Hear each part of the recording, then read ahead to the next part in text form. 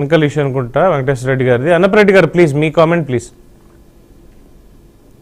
నమస్తే అండి. బీఆర్కే ప్రేక్షకులకు, బీఆర్కే యాజమాన్యానికి ప్రత్యేక ధన్యవాదాలు.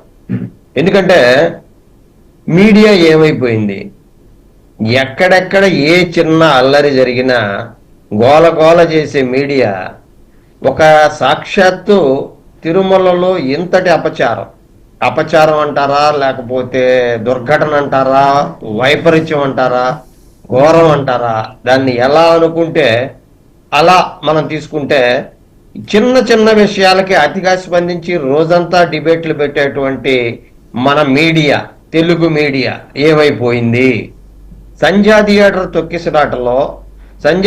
తొక్కిసలాటలో కేవలం అతని ప్రమేయం లేకుండా సినిమాకు వచ్చినటువంటి ఒక చిన్న విషయాన్ని రోజులు గంటలు తరబడి పెట్టకుండా గొంతు దించుకున్న ప్రభుత్వాలు ఏమైపోయినాయి.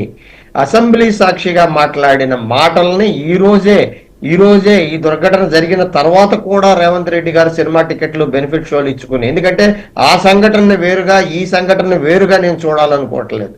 సందర్భాలు వేరైనా, ప్రదేశాలు వేరైనా, తొక్కిసలాట ప్రజల దుర్మరణం. అక్కడ సంబంధాలు లేకుండా, సరైన పోలీసు వైఫల్యం లేకపోతే సంబంధాలు లేకుండా వ్యక్తులు చనిపోతే ఇక్కడ ప్రభుత్వాలు రాజకీయాలు కాసేపు పక్కన పెడదాం. రాజకీయాలు తీసి పక్కన పెడదాం. లడ్డూలో కల్తీ జరిగిందో జరగలేదో, అయిందో కాదో తెలియక ముందే ప్రభుత్వ వీటిలో లేకుండానే ప్రెస్ మీట్లు గొంతు దించుకున్న శ్యామలరావు గారు ఇక్కడ. నేను ఒక మాట తప్పుగా మాట్లాడకపోతే ఇవాళ ఈ మీడియా నిష్పక్షపాతం అయితే ఇవాళ దమ్ము ధైర్యం, నిన్నగాక మొన్న వచ్చినటువంటి బీఆర్కే ఛానల్ ఈ విషయం మీద ప్రత్యేకంగా డిబేట్ పెట్టినందుకు అభినందిస్తున్నా.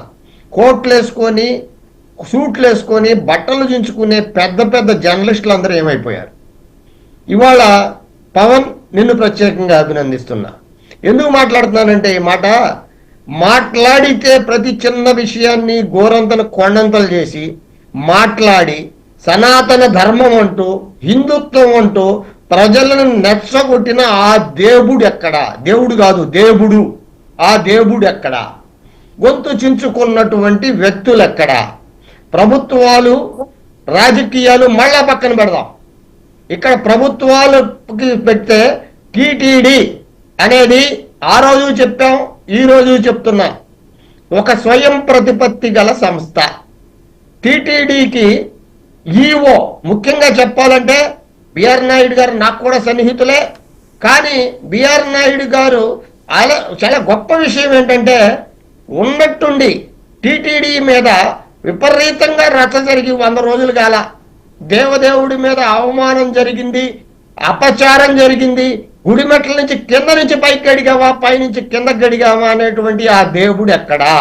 ఇప్పుడు ఏ గుడి మెట్లు కడగబోతున్నారు? ప్రజలకు జరిగినటువంటి ఈ నష్టాన్ని ఏ దేవుడు, కలియుగ దైవం వెంకటేశ్వర స్వామి పూడుస్తాడా? ప్రజలకు కూడా అభిమానుల దేవుడు పూడుస్తాడా?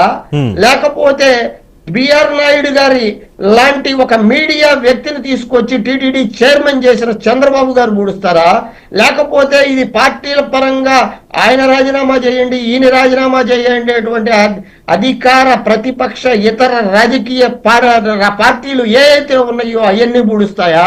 ఇప్పుడు వెంకటేశ్వర రెడ్డి గారు చెప్పినట్టు, లేదా ఇంకొక ఆయన చెప్పినట్టు ఆయన రాజీనామా చేయండి, ఈ రాజీనామా చేయండి అని చెప్పేటువంటి నైతిక పరమైనటువంటి విలువలు ఉన్నటువంటి కాలం కాదు ఇది కలియుగం అని చెప్పుకుందామా?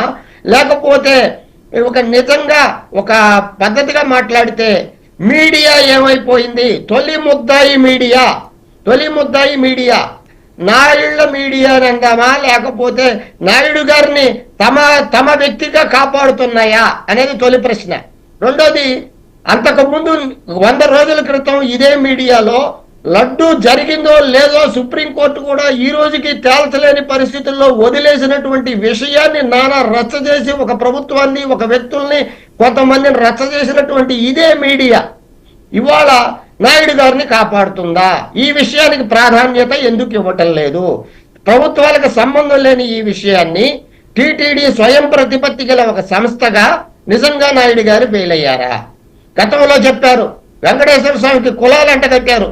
వెంకన్న చౌదరి మావాడే అన్నటువంటి వెంకన్న చౌదరిని కాపాడలేని వాళ్ళ జాయింట్ ఈవో వెంకయ్య చౌదరి ఏమయ్యాడు? వెంకయ్య చౌదరిని ఏం చేయాలనుకుంటున్నారు? Yes. కులాలు అంటగట్టి కలియుగ దైవాన్ని ఇన్ని రకాలుగా చేసినట్టు మీడియా తొలి ముద్దాయి, నా దృష్టిలో మీడియా తొలి ముద్దాయి. Yes. రెండోది ఏంటంటే ఒక్క సెకండ్ అన్నప్రెడ్డి, ఎక్కడ జరిగినా స్టాంపేడే. ఎస్ అన్నప్రెడ్డి గారు ఒక్క సెకండ్ ఒక చిన్న బ్రేక్ తీసుకుందాం, నెక్స్ట్ కంటిన్యూ చేద్దాం. మీరు వెంకన్న చౌదరి ఇష్యూ